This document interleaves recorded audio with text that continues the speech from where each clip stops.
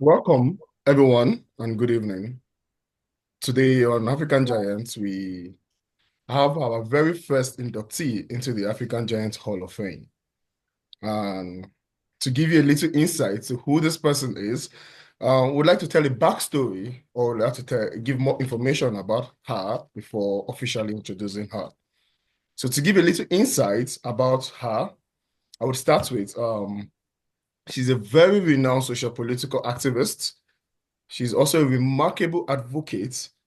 She's also a remarkable advocate on leadership and inclusiveness in the political arena.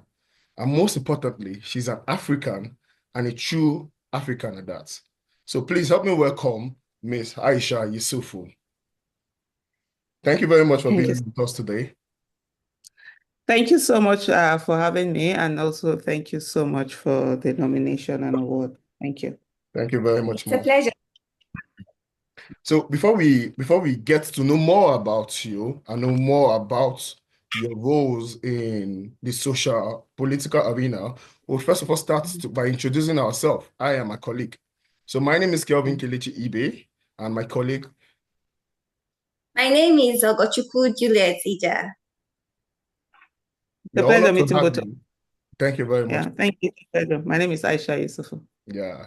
So we are very honored to have you today on African Giants. So before we start, we would like to let you know what African Giants is all about. So African Giants is a platform that was put in place to provide a platform to celebrate and highlight individuals who are making significant contributions to the growth and prosperity of Africa at large.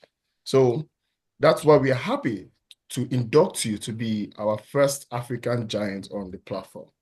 So we would like to spend more time in getting to know you more. So the first thing we would like to know about you, Ma, is your background. But before we start, we first of all want to congratulate you for being selected for the African Giants.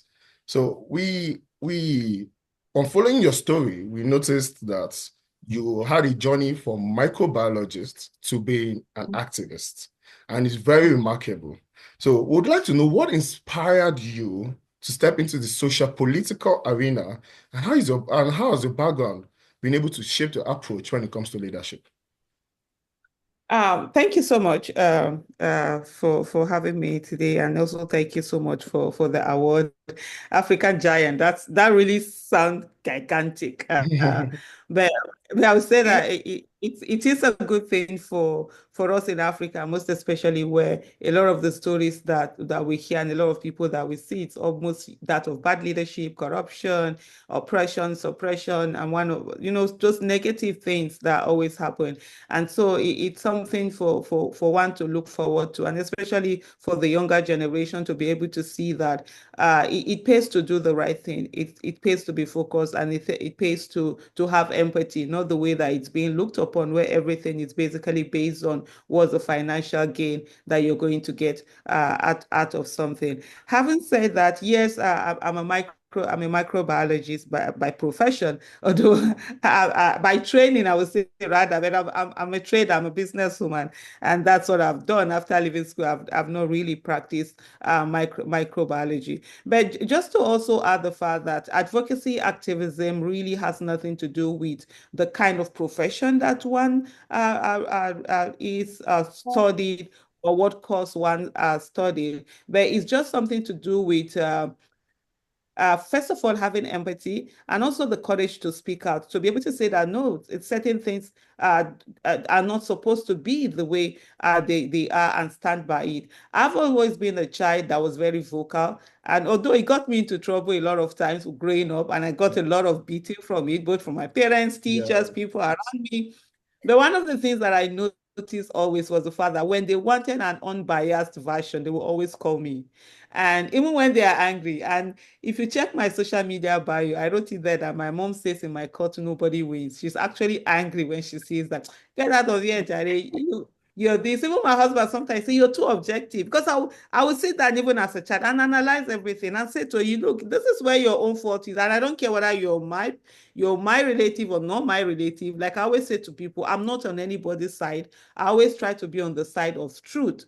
But I would say the fact that I'm a microbiologist, I did sciences all throughout. So there's that bit of analytical brain that it gives you where you have Yeah. to be unbiased in looking at the facts before you. I mean, 1 + 1 = 2 when it comes to this thing, but it's not like, oh, it could be 11, it could be this, you could twist it to be one way or the other. I think so that it sort of like helps me in trying to zero on things. Sometimes certain things that people miss, I'm able to see them like, how are you guys not able to see it? And even though I've come to realize that people really sometimes don't get it, but give them time. They come back to say, oh, that was what this person, Was trying to say. what was trying to say and was talking about. But I'll round up by saying that growing up, yes, I was a very vocal person. My first protest was in 1992 when I went to university.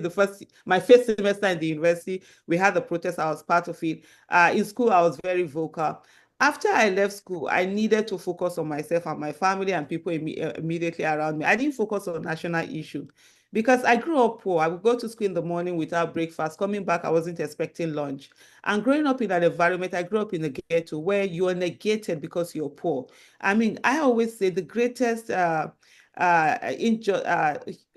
rights violation is actually poverty. You are debased. You're not seen as a human being. The I guess I government will doesn't agree care. with you on that. Yeah, so I grew up in the ghetto where even the people around, they didn't want to associate with us. Yeah. And so it was so debased. And I wanted to be free from that. And so I focused on my business. But when I turned 40, I realized that I also was not the problem of Nigeria because as a child, I was angry. I was angry at my parents and adults around me. Why are you people quiet why they're destroying the country? Why are you quiet? Why all this massive stealing, massive corruption is going on?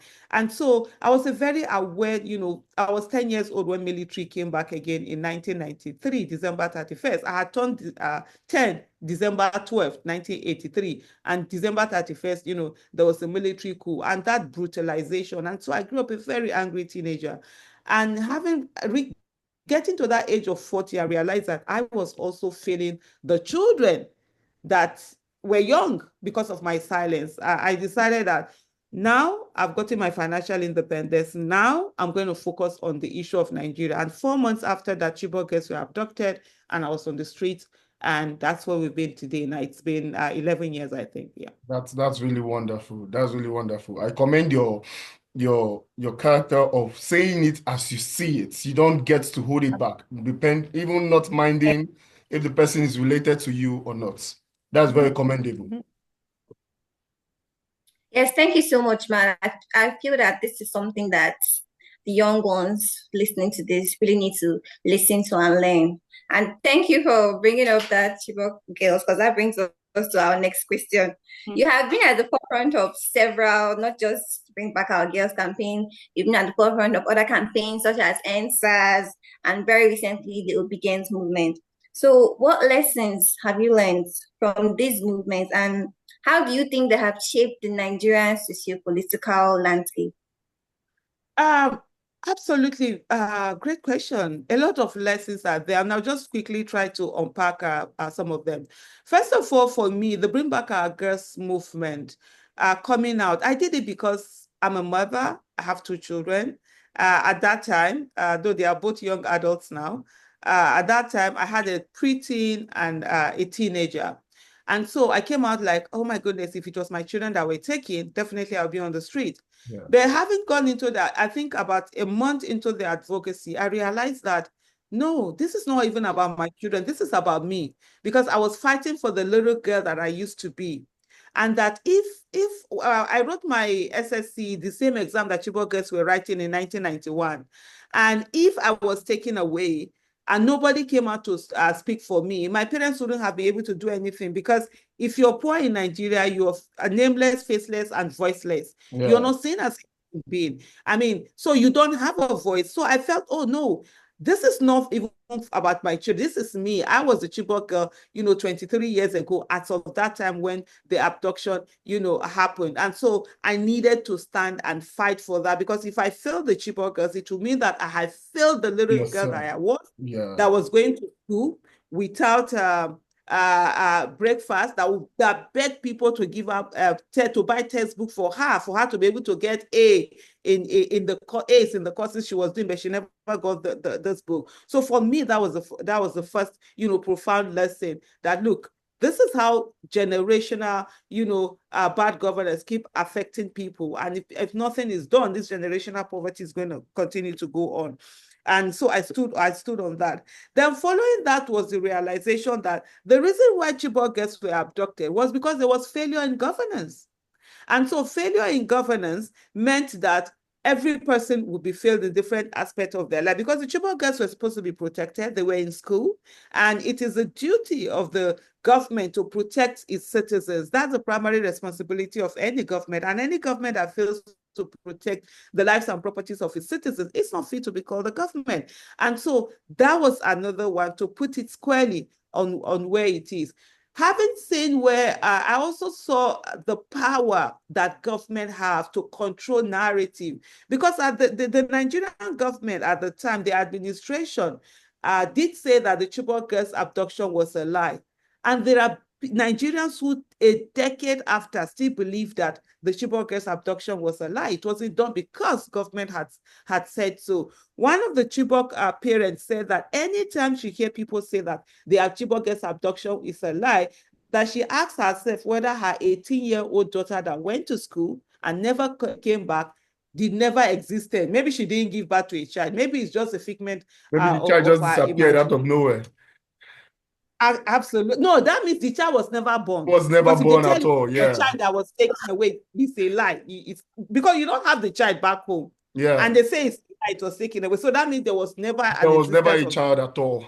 It was just all in the figment of your imagination. Yeah. So that's part of this. Coming back to NSAS. NSAS was, for the first time, the lesson there, I think, was more for the generation, the younger generation, the youth. So we had 1999 was when democracy came back to Nigeria. My first child was born in 1999. So these are people who really didn't know what military rule was. They've been done their own thing. They can earn money outside of government. So they were doing their own thing. They really weren't focused on government. They didn't understand the brutality of government. We that lived through military rule saw how people had to fight for the democracy that we have and everything. We saw what that also when they came out to demand an end to police brutality, and instead of the Nigerian government to listen and begin to work on reforms that will give us a police that protects rather than a police that brutalizes, then they saw what happened. 20th of October 2020, Nigerian government decided to send soldiers to kill citizens who only had placards and were singing the national anthem. And so when that happened, there was a shocker. And the Nigerian youth realized, wow, so there's this government can be this brutal. And many of them began to connect the dots about the relationship between government and their lives. And so when they did that, guess what happened? There was this arrogance that came from the Nigerian politician, the political class that we have. And they were like, yes, if you don't like what happened, go and change us and stuff like that. And the Nigerian, youth took that as a gauntlet that was thrown. They picked it up and they decided to go and face politics. And that was what bettered obedient movement. Yeah. Obedient movement came from the cry of NSAS. And so while they were going on about it, getting people to register, a candidate emerged, that's Peter Obi, and then they came together. So in all of these, I've learned one is very important. Context is very important. You can be telling someone something until they experience it, until they are able to see it, until their paradigm shift. They won't really realize it. But when it does, they take it on. And then also that Nigerians can rally together, irrespective of tribe, irrespective of gender, irrespective of education educational qualification, socioeconomic background, that we can come together and work for a purpose. And that was what they did with the obedient movement. You saw where they say 4 people tweeting in a room, they can't amount to anything, to actually winning the 2023 election, in spite, even though the election was rigged, and we also the Abe Hula Balu that happened within that election. But I would say that there are quite many lessons, but these are some of the things that I would say on. And just to say that from the Bring Back Our Girls movement, people are saying these Nigerians coming out every day in spite of being attacked by government, attacked by security agents, threatened by terrorists, coming out to make the man for children who had been taken away, gave a lot of Nigerians the courage that they too can also come out to make demands. Remember, we are from a militarized background. We have a militarized history where people are not allowed, are afraid. They feel that, oh, if you come out to protest, they will kill you. So the Bring Back Our Girls movement was able to let people know that, look, it's a democracy. We have a right to protect and protect. We have a right to protest and protect. We will. Yeah, thank you. That's very, very wonderful. What we get to take home from what you say is it's all Nigerians can come together to achieve one common goal. We just have to put ourselves at the forefront to achieve this goal. And we've seen that you have put yourself at the forefront to achieve this goal. That's why you have championed a lot of programs like The Wealth is a Woman, and also, more importantly, the Citizen Hub. We know that this Citizen Hub is like a cornerstone for you. It's the cornerstone of your work. Can you share with us the vision behind the creation and the impact that it has had on the marginalized communities in Nigeria? Yeah, so Citizens Hub, it's a little foundation that I created. I love financial literacy, and I teach financial literacy. Remember, I did tell you that one of my passions growing up was, as a young adult, was how do I make my own money? How do I get to be financially independent? I saw what poverty could do firsthand to someone. So that's why sometimes I hate it when people romanticize poverty. There's nothing romantic about poverty. It's a very debasing, it's a debasing place to be at.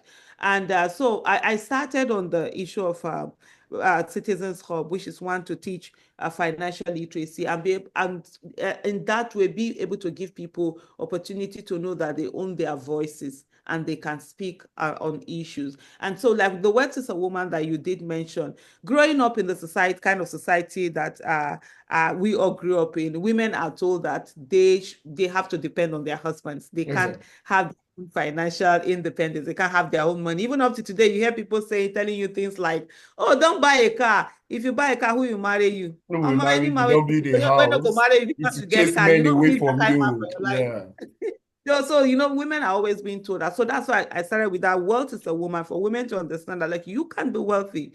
You can have your own financial independence, your own financial freedom, and it's the things that you can do. We also have Let's Do Business, where we teach people how to manage their business, start a business, do the business, and what are the things to do to be able to grow a business that you also have. And then the financial literacy program, Flip, which is just letting people know how they can attain financial independence, whether you're a business person or you're someone who is an employee, whether you're an entrepreneur and employee, just know that create passive income, be able to take your active income. Active income is that income that you have to work for to earn it, while passive income, the income you no longer have to work for. You've already worked for it, invested it, it's not bringing money.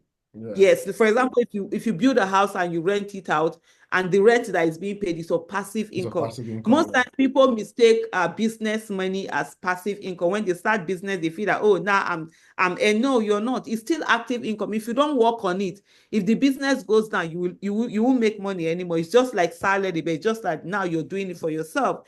But in the case of passive income, which is you've already earned it, whether you buy shares, you're getting dividends, whether you've written a book, you're getting royalties, or you've done music, or you, as a content creator, you have as a content you put out there on social media, they are now bringing in money. Those are passive income. So what I work, you don't work, and you get it. And just letting people understand that, when we talk about financial independence, is when your passive income can take care of your expenses. So those are the things that Citizens Hub is all about. It's all about doing, and then also having the citizens' voices, knowing that as a citizen, your voice is very important. That power belongs to the people. That the highest office in the land is the office of the citizen and not the office of the president. That is the highest political office. So you as a citizen, you have You also a have the bigger vote. office than any elected official. It's just that you give off of that power to, so you send representative, go and be working for us. So letting people understand the power they have in their voices and also attaining that financial independence was the reason why I put it together. That's an amazing work you are working on, or you have been doing. And you mentioned how you want to empower both the women and also the young people to be able to gain financial independence. Also, this brings me to one of the questions I would like to get your own insight on is how can we all help these young people that have this disillusioned about politics and governance? How can we help them to reignite their interest when it comes to their voices being heard, especially in decision making? I think when it comes to politics and governance, the whole generation in Nigeria have been shortchanged or allowed themselves to be shortchanged. We've been told that politics is dirty. Politics is not something to participate in, and somehow we believe that that's what we're carrying on, and it has really affected our lives. I think one of the most important thing is to connect governance with people's lives. Let me give you an example. A young man or a young woman goes to school. Or no, let me even use a woman. A woman is selling ugu in the market or selling ice fish. She spends years, maybe 10, 15, 20 years doing this job just to be able to ensure that her children are able to get education. And then some of the children do get that education. They graduate from the university and they are unable to get a job. That is enough to get anyone disillusioned. And then this woman is told that, oh no, it is village people, it is maybe her wicked co-wife or stepmother or uncle somewhere, or principality and powers that have prevented her children from getting a job. And so this woman is either going to church or going to mosque or going to Babalawo every day to be able to find solution. What you need to let this woman understand is that, look, it's all about governance. The economy is contracting. So because of that, companies are leaving the country. Companies are closing up, and they are no more just being created. And the ones that are there, they are shrinking. And so therefore, the reason why your child hasn't gotten a job has nothing to do with principalities and powers, village people. It has everything to do with economics, which has everything to do with governance, which has everything to do with politics. Because it is from politics, you get the people that are going to govern, and then they are going to make Make the policies. economy either good, or policies that will make it good or bad. Yeah. And so for her understanding that is where we begin to connect the dot between politics, governance, and our lives. Because most times we haven't connected that when we say politics is dirty and we do not participate in politics, what we end up doing is that we end up allowing those that don't know anything get in there and dirty our lives by the policies that they make, which come from the governance they are giving through the election they want in politics. So that's one. If people understand that when you travel on the road and there's an accident, it is not the devil. It's not witches that want to drink blood. It's not the devil is a liar. Devil in there in its whatever place is chilling in. We're busy here calling him. When the road was not fixed, the road was supposed to be either dualized, money has been borrowed from World Bank to dualize the road. It hasn't been dualized, and it's still a single road with potholes that should have been fixed Also, and not. So when cars come in and have accident, it has everything to do with governance. It has everything to do with the fact that infrastructure that should be provided and aren't not being provided, provided. Yeah. and all of that. So I think the biggest way that we can do it, even with young people, is to connect that governance with their lives, and then for them to begin to understand it. And most importantly, for us all to understand that you don't win in a day. The biggest problem is that people, even when they get into politics, they do something like, I gave it my all. I spent the last 7 months Like I hear even from some people who were part of the obedient movement. Oh, and I gave it my 7 months. I'm tired. I can't do this. Really? You gave it your 7 months? Some of these people have given it their 50 years. Yeah. You can't just come and expect that you're going to win and immediately. So people must learn how to fall, how to fail, stand up back again and continue. That failure is not falling down. Failure is staying down. That 2023 election, yes, you worked hard. Yes, the person you voted for was rigged out of office. It's not a reason for you to go and sleep. It's a reason for you to tighten your bed and say, yes, the last time you rigged me out, yeah, or the onus is on you. This time, if I allow you to rig me out, the onus will be on me. Then I'm not going to allow anybody do any rigging, not on my watch, and keep going. So we must understand that those who have stayed on in the political space and keep giving us bad governance, one of the things that they have is a staying power. They Yeah. actually do stay for long, no matter how much they fail. There's someone who has been contesting since 1992. A lot of Nigerian youth that we have today were not even born by 1992. And so this person has been contesting for that long, how many decades? He hasn't given up. So And why still do we think because contested. we've tried for a year, we should give up? Yeah. Yeah. From what you say, Thank you so much for pointing that out. I think this is something that needed to be highlighted because we've seen the rise of such social movements. We see them rise up and then just suddenly they lose momentum. There are people that are not willing to continue working on them. So I think this is something that we needed to address. yeah. So, and also to ignite the interest of young people and women, I guess from what you say, from what I gather from what you say, we need a public awareness. We need to enlighten these people to let them know the power belongs to them, right? They are the one that have the power in their hands to make decision of who is going to stand in the policy making for them. This moves me to the very next section, which involves comparing Nigeria to Africa. We can see that in Africa, we have the rising youth activism all across Africa. So now, what are the similarities and differences you see that is happening with the African social political movement and also the Nigerian social political movement? What are the similarities? Let's start with the similarities. What are the similarities you see? I've gotten to a place where I no longer get angry when people call Africa a country. Before you said, like, what do you mean? Africa is a continent. We have 50 plus countries in So Africa yeah, and all of that. But now it's like Africa truly is like a country because when you see the problems are the same everywhere. We have bad leadership. We have bad governance across the continent. And ironically, we have old, or should I say old men, let me be very specific, old men who have no business being in office, staying on, hanging on at the detriment of their countries and destroying these countries. At a time when the wisdom of age was needed, Africa had very young leaders who apparently knew nothing. How old was Gawan when he became president? Across the continent, they were just young people who were plotting coup and then overthrowing democratically elected government and getting themselves into office.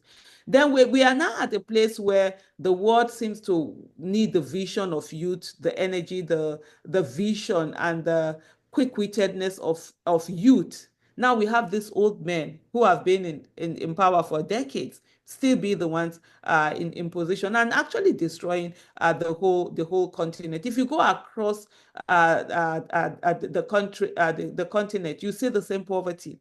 From one country to another, if you remove the mode of dressing and the language that is being spoken, you literally think you're it's in the your own same country. thing. I'm traveling to places, I'm like, this looks like my village now. This looks like Ibadan. I just feel inside because it's the same neglect. Is the same air of poverty and it's the same very huge young population. So we have the same kind of our demography has more of younger population, unlike other continents where they have aging, population that it's more. So this is a major problem. You have lack of opportunities, lack of employment, lack of good governance, lack of infrastructure. You have very gluttonous leaders who are just out there eating, and just packing more money, packing it from their continent and taking it to other continents, developing it, in other places. So it's just mind-boggling. So we're sharing the same thing. You're having youth who are escaping from the continent and going all the way to the Western world. The same thing that was done to our ancestors hundreds of years ago, where they were enslaved and put on ships and carried across ocean to that side. Now, their descendants, or the descendants of those they left, because they are those ones descendants are not the ones that are all over in the US and co. The descendants of those ones they left are now entering the same ship willingly, cross through the danger, crossing the seas to go over there. And it's really such a shame for us as Africans that we haven't done well. So these are the similarities that we have. The differences that comes up, I would say, comes from the fact of who are those countries that sort of like have been more, I'm looking for the right word now, entrenched in advocacy, in standing up for their rights, in fighting. You find out that the Anglophone countries are better advocates. The Francophone countries are better advocates than the Anglophone countries. Because those ones, there's a bit of revolution with the French, with this thing. They have a way of quickly standing up, fight, even though in a way the irony of it is the way that they are also the ones that are so dominated by the control of France, although a good number of them we can see it happening recently. Mali, Burkina Faso, Niger, you see the way they are fighting and taking out of that hold. But they are able to, you see them, for example, Senegalese, you see them come out, stand, make this demand. We've seen what has happened in Kenya, even though it's not Francophone, but they've been, the Eastern Africans sort of like also have a way of coming out more. North Africa, the same thing. But the West Africa, we seem to be more docile, even though we are louder. So it's a bit of, when you look at across Africa, it's a bit conflicting. And I'll tell you this: you go to certain this East African, Southern African states, countries, they look so docile. I was in Namibia, and I was like, literally, are you people afraid to walk on in your own country? As you raise your leg, waka for the waka, you see like the whites in Namibia, they're controlling more of the things over there. So you see like the real Namibians. I'm sorry, that might not be politically correct. I don't know who is a real Namibian now, but you see the other ones are feeling like they are walking on almost like on eggshell in their own. You can't see that in West Africa, especially Nigeria. Are you okay? Yeah, actually, there's this American comedian. There's this American comedian, Trevor Noah. He made mention of something relating to this. It was like, over there in the southern part of Africa, if a white-skinned man should tell a black-skinned man something, and maybe the black-skinned man did not hear him properly, he'll be like, "Sorry, sir. Can you say it again?" But when it comes to the western part of Africa, especially Nigeria, if a white-skinned man should say something, the black man will be like, "What do you talk? Talk at me again." Like you say with boldness and confidence, like he's not as afraid of the skin color. So it's just funny how we are good. We can speak up easily, but when it comes to making changes and effecting these changes, we are now docile and we are slow to take action. Yeah, it's really funny.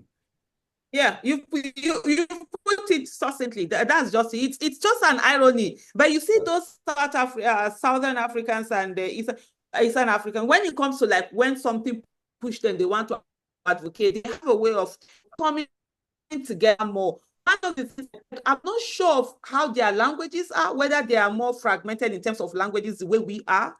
So that's something I'm just thinking, could that be a reason? Maybe they speak, I know, is it Xhosa, they are Xhosa, Zulu, and whatever their tribe, whether they have more of they don't have as many fragmented languages as like we do over here. I guess it can be a factor too. That can act like a factor. another thing. But it's always like it can be. You see us, we are a Nigeria person. You can't do anyhow with us now. But when it now comes for us coming together and fighting a common cause, Yeah. they bring in religion and tribalism. Yeah. Yeah, thank you very much, Ma. So we at the Africa Economic Forum, we are very interested in economic growth, empowerment, and development. So we would just like to get your opinion. As an advocate for economic empowerment, what do you believe are the most significant barriers to economic growth and development in Nigeria and in Africa as a whole? I think the biggest thing are policies. Dr. Obi Ezekwesili, there's something that she usually say, and she said, government is I'm trying to paraphrase how she puts it. It's the Okay. biggest block for young people economically today, because government that we used to know it, we've still been governance has been done the way it has been done 300-400 years ago, and that's the way it's still being done. And now we have a lot of changes, and so it's not meeting up. Young people are not as restricted as we were. They have a whole lot, a new world out there that needs different kind of, governance and policies in place. Having said that, I would say, yeah, policies is one of the biggest issues that we have. So we do not have enabling policies in ground. Constantly, you see Nigerian government will come in, each administration coming in, we say to you that, oh, we're going to create so and so number of jobs. We're going to create this job. We're marking so billions. No, and I think it was in 2015 that I say, look, Nigerian youth do not need you to create jobs for them. They just need you to give them enabling environment. They will create the jobs. Yeah. And so having that enabling environment has become a major problem, not just in Nigeria, but across Africa, where first of all, you have to be equipped. For you to be economically empowered, you have to be equipped with certain things. And education is one of them. And so for the easiest way to break the shackle of poverty is through education. By the time you get people educated, they will be able to get, to that place where they get that economic empowerment. But right now, we're having a lot of policies on education haven't been really that good. It's almost as if it's been deliberate to wreck the educational system of Nigeria and also other African countries, because when you have an uneducated populace, then you are able to control them better. Yeah. There are people who, as far as they are concerned, all they want from people is their thumbprint. Every 4 years, they can control it and get it put in there. But this has affected, so they've reduced the education, deliberately wrecked the educational system, and we're battling with it right now, where you have a lot of people who have grown up, who are young, who don't have jobs, can't get jobs, are not educated, and they're turning to crime, they're turning to insurgency, banditry, and whatever, and what have you seen. And you can see even across Nigeria, the regions that are less educated are the ones who are battling, who have more of the insurgency, banditry, and all of that terrorism in place. So it's a whole lot that it's been battled. But having talked about the issue, we have policies, which is that's a broad this thing. Is to talk about infrastructure, because we don't have infrastructural development in Africa. Monies that are supposed to be used to build things are being siphoned by people and taken away to the West. And I've said this in a lot of places to say, when the West are talking about this aid they bring to Africa, like, Africans don't need aid. All we need is that stop being a conduit pipe for our leaders to loot our wealth and take it to the West, because that's what they're doing. You're sending money back to us. Like now, every Eke market days, we are getting a lot from Abacha. The money that he took to those places, they'll say, oh, they return so amount of money, but meanwhile, they are not returning it with interest. Yeah. They've used the money in their place. $10 million. Abacha died in 1998, so that's like 27 years ago. Or that's 26 years ago. Next year will be 27 years ago, because that was the same year I got married. So I remember that quite vividly. And then you're bringing in that he left 10 million naira in your place.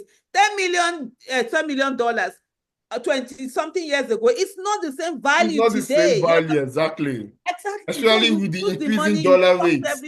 Especially with the increasing dollar rates, it should have gone up. So if you are telling us you got a $10 million from Abacha, it should not be a $10 million now. It should be more than that. Should be more than that. don't do anything. So all of these things are also part of the things that are affecting us, economically. And then another most profound one is the fact that up till now, Africa is still operating on the level of, women are inferior to men mentality.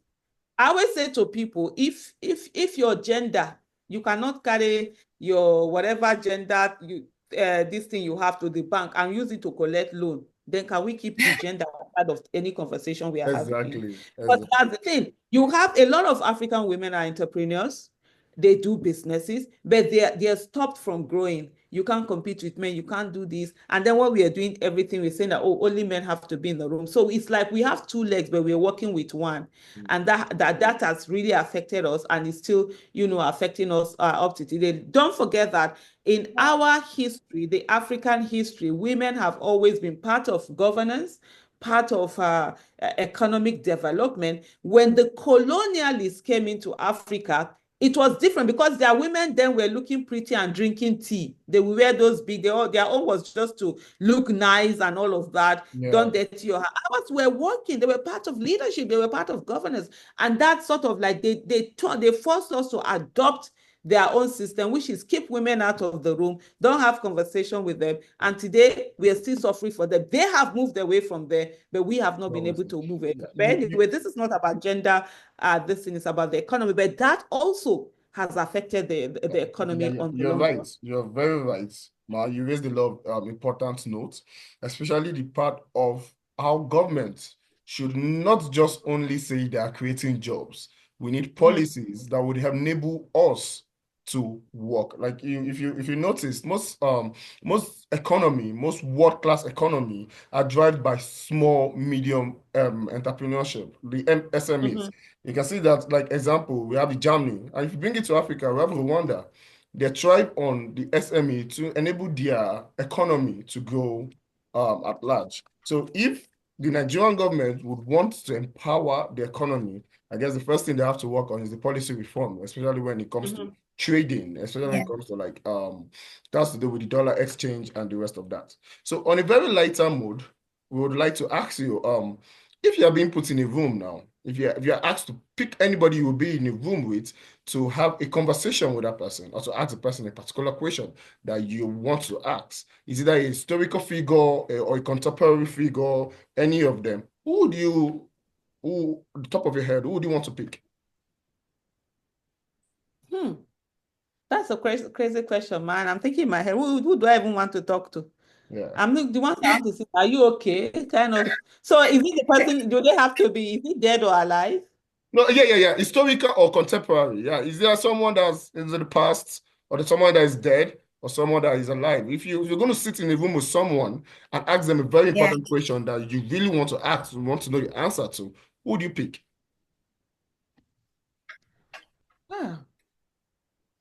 Top of my head, if I tell you I have an answer to that, I can't. Okay. Heavens. What will Who do I happen? pick? I get what you're saying, but I'm really trying to see who is that one person that I have unfinished business with that I need to say to the person. Okay. Somebody you've read it. Okay, if it's Mandela, I've read his book, I've seen it. This is any question. If Okay, you it's know what will happen? Let's keep that question and let's come back to it. That's fine, right?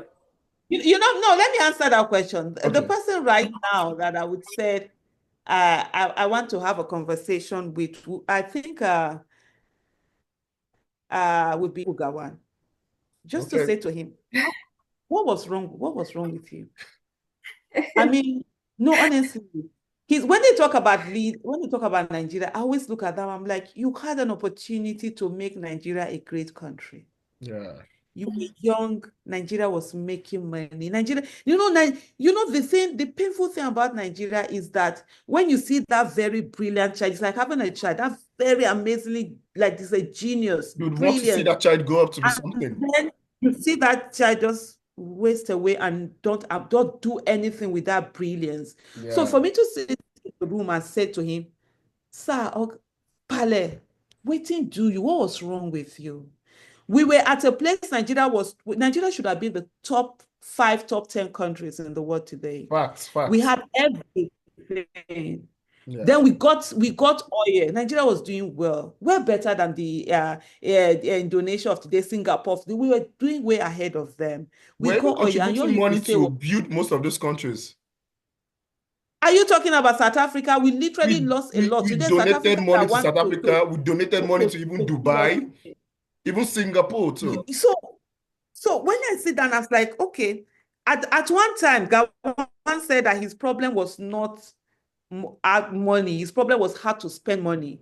Monies he would have used to build Nigeria, build giant, and put us on that place. He Yeah. squandered it. And then today you see him, every government in power, he's always there. He's almost like a psycho fan. I'm sorry to say. It's, always be there. You hardly see Gawan take that hard stand. There are times in leadership, as an elder statesman, where you will be there for the people, not just being there for the people who are in power, trying to be politically correct.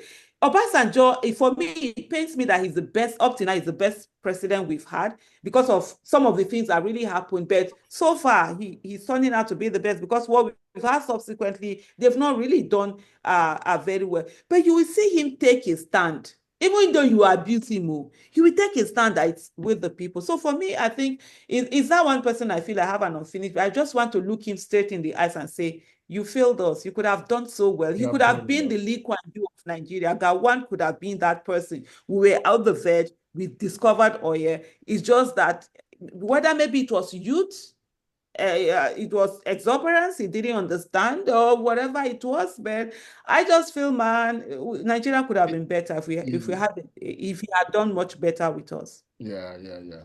Well, I quite agree with you on that. I quite agree with you on that. I feel like that question, if he was here today, it would probably give us an answer. Even though it's going to be a political answer, Yeah. I know. Even though it's going to be a political answer, but Yeah, at least and an answer is especially an that answer. war, and Yeah, especially the Biafran war. I mean, yeah. man, for me, it's not even beyond the war itself, soldiers fighting soldiers. I can understand that. I mean, I'm from Edo State. My uncle was killed by Biafran soldiers. They took over our region, our village, our everything. And so I understand that, oh, both soldiers, everybody killed, there's no romantic person. But for you to starve, for the Nigerian government to starve citizens, starve, children, men, women, It's a end it's up a killing really it's a really really millions. painful story. It's a really painful story. No, It's a that painful that story for that me, we're still feeling the impact of it. How do you starve? And the world was watching. They helped them to starve. This if it was bullets. would have Now so that understood. they fight soldier. Yeah, Yeah, that along. But that for you, story. for that starving to happen, Yeah, no, it's that crazy. So story those are the needs to things. really have a different day to talk about it. The story of the Yeah, Nigerian Civil War absolutely. needs a different day for us to It's a go deep Biafran into it conversation. and analyze it. Yeah, it's a different conversation. But moving away from the horrific past events, would want to go back to you now. What is that Okay. one thing that keeps you resilient in your struggle? Because we know, coming from what you are standing for, you must have faced a lot of criticism, a lot of challenges Mhm. in advocating for both the Chibok girls to NSAS, to BDM movement, and other movements that you have been engaged in. What has been that one thing that's pushing you to remain focused to achieve your goals? So remember earlier in the conversation, I said as a child, I've always been like this. So Yes. I was born that way. I've always been resilient, and I can tell you there were a lot because I was this child that was way ahead of my time, ahead of my age. At a time where kids would play, were outside playing, do all sorts of things, I was busy reading. By the age of 13, 14, I was reading. 11, I was reading books on physiology, books, Oh, different books, motivational books, and stuff like that. Finding myself. I mean, I asked myself the question: does God exist? Even as a child, and found my faith. When people ask me the question, what will you tell your younger self? I always say that my younger self saved me because my younger self did the thinking and everything. So I've always been one who made the demands, and in spite of whatever was done to me, I just didn't bother. If I knew what I was doing was the truth, I stayed on it. And I will tell you that I was beaten, I was isolated, so not like parents, they will just, oh yeah, nobody will talk to you. For me, I don't take assignment. I'll be reading my book now. So it's the same thing today when I see people attacking me, insulting me. Like my husband will always say to me, "It be I say, wait till people they talk, no, the entire body. You don't even feel like, is it not their mouth? They are using their mouth to talk." So I really don't feel it. My own is that let the right thing be done. And when I have a goal, no matter how much you tell me it can't happen, I will go for it because I grew up in the ghetto. In 2014, let me give you context. My mom called me and she said, "Thank you for dreaming for the whole family." Like literally, we were in a place where sometimes there was no food to eat in the whole house. And I'm thinking big thoughts. And they're thinking, are you crazy? This one, how do you get to this? So I'm that one person. When I have a goal, I go for it. I don't bother. I don't bother about the result.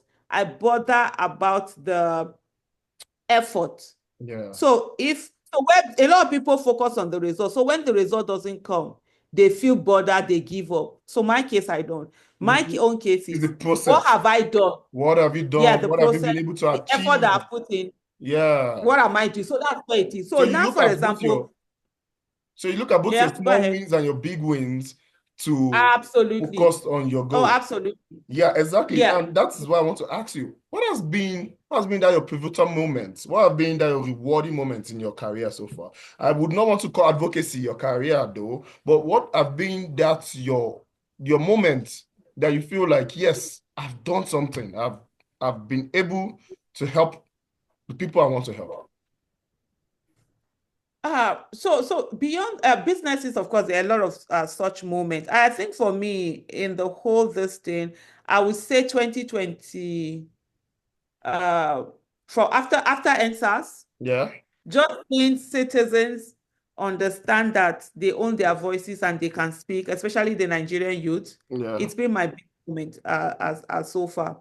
And I'll give you an example. People saw 2023, 2022, 2023 obedient movement and all of that. They don't know the work that it took us to get there. I remember in 2018 when we did the red card movement and we're going across Nigeria saying to Nigerians, look, you can vote for someone that is not in APC or PDP. You can, I will say, red card to APC and PDP, they are all the same. They failed us. Look for candidates that really can do something. And a lot of Nigerians thought that that's impossible. You can't do that. But come to 2022, you saw what happened with the obedient movement. Yeah. And so for me, that's such a big win. People realizing. And then also, the more that Nigeria's youth have owned their voices, as hard as things are, there are more people who are speaking up, more people who are standing, more people who are refusing to be coward. And so I sit down and I look at a place where there was a time on Nigerian social media, especially Twitter, that I will literally sometimes single-handedly be fighting for a cause, insult, attack every day, and I'm on my phone and it's goes back. Keeps But coming right in. now, I can just sit down. I will not even need to tweet anything, but people are taking on those courses. So for me, that's such an amazing thing. I always say to people, I don't want to help anyone. I want people to not need my help. No. I want people to be at the place in life where I am, whether it is in terms of economically, whether in terms of having a voice, whatever it is. So there are a lot of people who have that Messiah, streak in that they want to help people, they want to be the ones giving you. So they have all the millions, they'll be giving you 50K, whatever. I don't want that. I want you and I to share the millions together. I want you and I to have the same standard of living. I have 24/7 electricity in my house. I want you to have 24/7 electricity in your house. Yes, in my own house, it's not government that is providing it.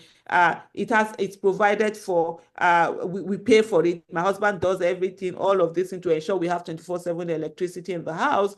I want government to provide it for you so that even if you are an Ugu seller, you should come home to 24/7 electricity. My children have been able to have good quality education, world-class education. I want you to also, your children to also have good quality education, world-class education. If government should provide that for you, we have to pay it. Our first son is dyslexic. So in 2013, we sent him to England to go to a school for children with learning disability. Today, he's a degree holder. He finished from university in London. I want another person whose parents, who is dyslexic, whose parents don't have the kind of money to send up to To him be to able to do that. England or any other place, to have a school they can go to in Nigeria, provided by government, for Yeah. them to have the same, opportunity that my son had. So for me, that's the thing. So when I say, now that I'm seeing more people speaking up, more people understanding their rights, It gives you more, joy. it's an amazing feeling. Yeah, Yeah. it is. I have to say, it's been very refreshing listening to you. Personally, I have learned a lot, and I believe those watching us, our viewers, have also learned a lot. So we'd just like to know, are there any exciting projects or initiatives that you are working on that you would like to share with us? I'm always thinking one thing or the other.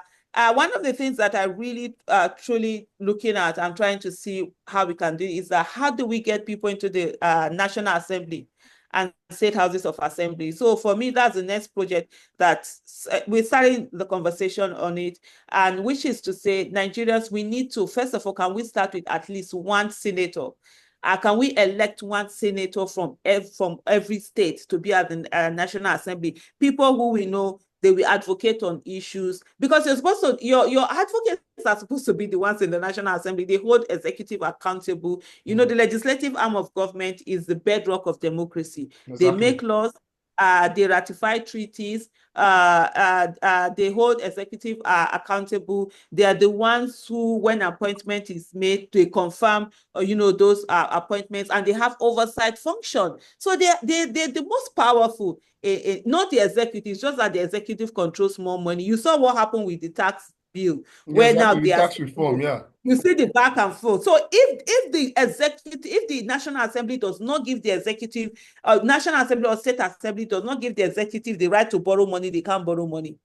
If they don't allow them to buy presidential plane, they can't buy presidential plane. But so if we're able to get people in there, so for me, that's the thing. The next thing, come 2027, how do we get this? Can people who have competence, character, capacity, who can go to the National Assembly, actually be there for the people? You understand? Make sure the right things are being done. And we must understand that we must put our monies where our votes are. So if we want those people to get in there, we need to be able to bring monies together. We need to be able to campaign for them. We need to be able to talk to people to come out and vote and get them into the National Assembly. Then we can relax and watch them, hold executive accountable, while we also continue to hold them accountable. Yeah, I have to say that's a vital issue. I'm very glad that you're addressing that. And in that aspect, we would also like to follow up. I'm sure many of us would like to follow up on that. So how can our audience continue to follow your work and stay up to date on the issues that you're passionate about? What medium Well, can we do that? I'd rather say it. I'm there. My social media handles are there. Yeah, go ahead. I guess your popular social media should be X, because I see you Yes, spend more I'm more time on on X than any more. other social media platform. Yes, I do. But recently, I also do more of the YouTube, Okay. my channel on YouTube, because I talk more. I talk better than I write. You see this interview that you had. If you had asked me to write it down, you won't even get up to 10 sentences, because on my can. But when it comes to talking, I talk. So I do a lot of You videos, enjoy and I put expressing them on. yourself. Yeah, I do. It comes very easy to me. I remember, when they were saying like, your team, when they reach out, they were like, "Oh, today send the questions to me." I'm like, "Is it an exam? You ask me a question. If I sabi, I will tell you. If I don't know, I will tell you." You move So on. it's very usually there are people who want to see the questions for them to prepare. I Yeah. usually have that. So my YouTube is it's one channel that it's at Aisha Yesufu TV, something like that. Then my X, Facebook, all over. Yeah. You just see what we're doing there. For those who want to reach out, my email is Aisha Yesufu, the way I spell my name, Aisha Yesufu at gmail.com. And so Yeah, those are definitely. When that's we're it. putting the video online, we're going to attach your social media platform and every of your contact address for whoever wants to reach out to you. Yeah. Thank you very much, Mark. Oh, We thank you. appreciate you. We at African Economic Forum, Nigeria, and also Africa at large, appreciate you for the wonderful work you have been doing. Your voice, your efforts in campaigning for all of us all, it's really, really tremendous, and we appreciate you. Thank you for being here, and thank you for accepting to be our very first inductee into the African Giants. Thank you very much. We So appreciate much, it. Thank ma'am. you so much. for the honor. I don't take it for granted. I really appreciate it. And I hope I don't let anybody down, most especially you. Let me be, even if I'm not giant job, let me be up there a little. Let you be up there. Definitely, you're up there already. Why did he? And then I'll be like, yeah. you now be removing me from the hall of this, because that's No, one thing no, that people no. have We to be. appreciate you. We appreciate your work, Yeah. and we'll follow up on Yeah. your work. So we're expecting to do this some other time later within the year. Thank you Okay. very much, Thank you madam. so much. Enjoy the rest of your Thank day. you. Thank you very You much. too. Thank you so much for having me. Thank you very much. Thank you. Well done. Bye. Bye. Bye.